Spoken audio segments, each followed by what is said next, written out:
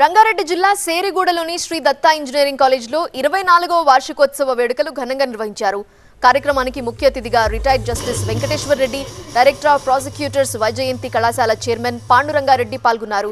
2023-24 విద్యా సంవత్సరంలో 24 లక్షల ప్యాకేజ్ పొందిన 27 మంది విద్యార్థులను ప్రశంసా పత్రాలు అందించి విద్యార్థులను సత్కరించారు. విద్యార్థులు 2 ఏళ్లు కష్టపడి చదివితే ఉన్నత శిఖరాలకు అధిరోహించవచ్చన్నారు చైర్మన్ పాండురంగారెడ్డి. ప్లేస్మెంట్ అనేది చాలా మంది పేరెంట్స్ తర్వాత స్టూడెంట్స్ ఏమనుకుంటారంటే మాకు 1,00,000 ర్యాంక్ వచ్చింది ఉద్యోగం రావాలనుకుంటున్నారు.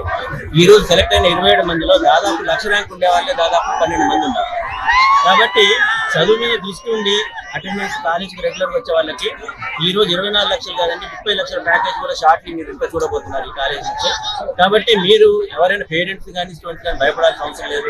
పెద్ద ర్యాంక్ వచ్చింది మాకు భయపడం ఉద్యోగం రాదనుకుంటే మాత్రం చాలా తప్పు. లాస్ట్ ర్యాంక్ 1,50,000 ర్యాంక్ వచ్చినా కూడా ఉద్యోగం ఇప్పించడానికి ఉంది. అలాంటి ప్రయత్నం చేస్తుంది శ్రీ దత్త. కాబట్టి ఈ రోజు ఇంత గర్వంగా మీ అందరితో షేర్ చేస్తాం.